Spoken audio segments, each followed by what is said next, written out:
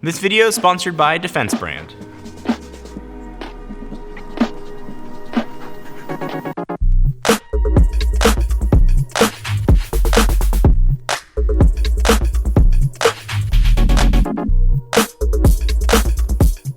So the iPhone 11 family of phones have been out for about a week, and during that time, I've been going back and forth between the Pro and the Pro Max, trying to make up my mind on which one belongs in my pocket. And I got some thoughts on the two higher-end Apple phones that might help you decide whether or not you should upgrade or maybe take your phone back or sit this whole generation out.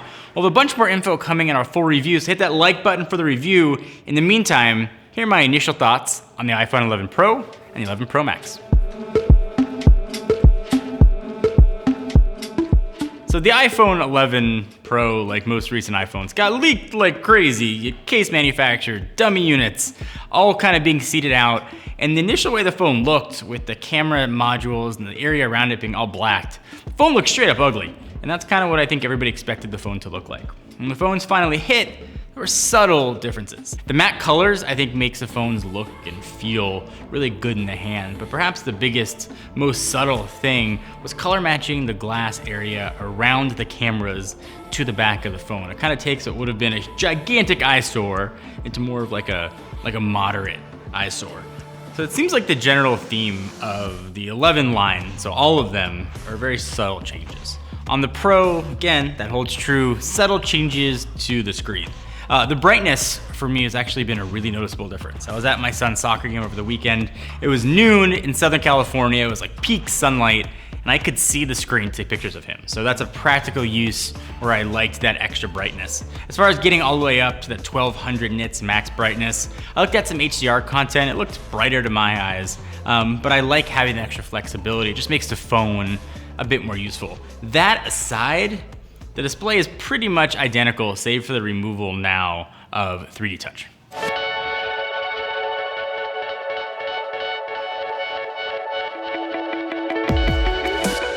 So the past couple days using the iPhone 11 Pro has been really fun. I've enjoyed the versatility and the cameras. I want to protect my $1,000 plus investment, so a case is obviously the best and most cost-effective way to do that.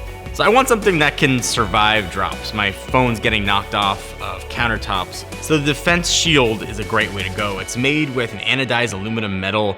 It gives you bumper to bumper protection without the giant bulk. It's also tested to withstand a 10-foot drop, which I don't anticipate ever dropping my phone 10 feet, but it's good to know I'm protected. Also, in some cases, they can block the speaker. So the Defense Shield has an acoustic channel that's gonna direct the speaker forward rather than down. So we'll link to it down below. It's $29.99, available in different colors, but if you use the code 20JRET, you'll get 20% off your order. So discounted price off a case is gonna protect your phone. Pretty sweet deal. So I've always loved bigger phones. I've always gone for the larger daddy of the phones. I have like a freak size gigantic thumb. But I talked myself into going smaller this year just to make the phone feel different. I was on the XS Max before and I was hyped. It's what I ordered. And I can't shake the feeling that it feels like a baby phone in my hand. I wish that there was an 11 Pro that was the size of the 11, which I think is totally the sweet spot for phone sizes. Apple's processors are beasts, and they've been beasts for many years. I've noticed no discernible difference between the A12 and the A13 and the iPhone 11 line. Having said that though, I think you notice a difference in like 6 to 8 months. Developers start taking advantage of that more horsepower, and probably more than that in 12 to 24 months when there's been other processors that are out. Obviously the latest processor is gonna give you more headroom and make your phone just last a little bit longer. So Apple is touting between 4 to 5 extra hours of battery life with the 11 Pro and 11 Pro Max. The physical sizes are bigger. It's up to even 4,000 milliamp hours almost on the Pro Max. These are big, beefy batteries. I haven't seen that big an increase. I'm maybe seeing about 10% of battery life increase versus before. So it's been about an hour and a half-ish of my use time increase in battery life. But I am on the phone more, doing more testing right now. So perhaps as it settles down, build up to the full review, hopefully I'll get to that 4 to 5 extra hours. At least for right now, battery life is better, but not like a huge improvement like Apple is touting.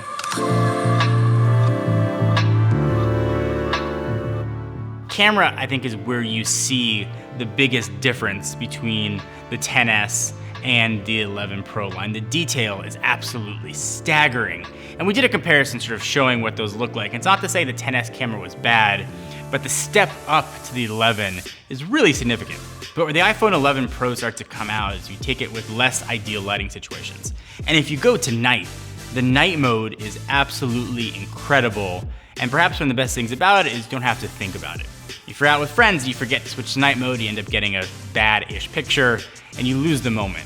Having it just switch automatically is really good. And I've been very impressed with how much detail it brings out when I can't even see that detail with my own eyes. The versatility of having the 3 cameras though on the back is awesome. And I know that Apple was absolutely not the first to add the ultra wide angle there, but it is, again, cool to have. Being able to have video with the wide and the ultra wide is really cool. You kind of get, I guess, a GoPro style effect. And I have been hugely impressed with the video stabilization. If you're just walking or vlogging, it looks incredibly stable. I mean, almost gimbal level, which is pretty cool for software and hardware to work together like that. I didn't realize how often I used 3D Touch with previous generation iPhones. So it's not here on the 11 Pro. They replaced it with haptic touch, which for all intents and purposes does the same thing.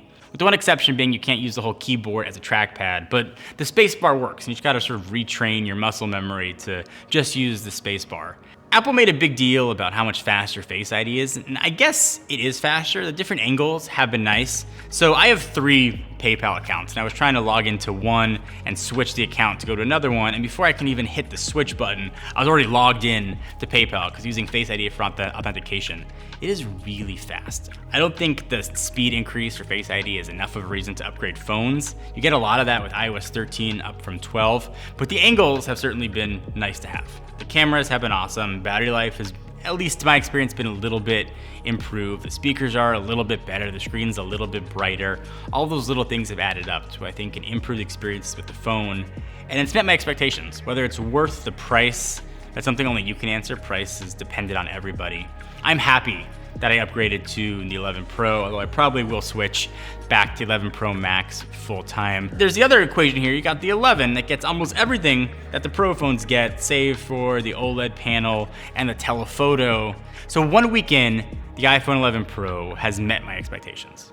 We'll see how that changes as I build up to the full review, but if you're debating or you're on the fence, it's a good time to jump in. Just know what you're gonna get and what you're not gonna get before you hand over a lot of cash to Apple.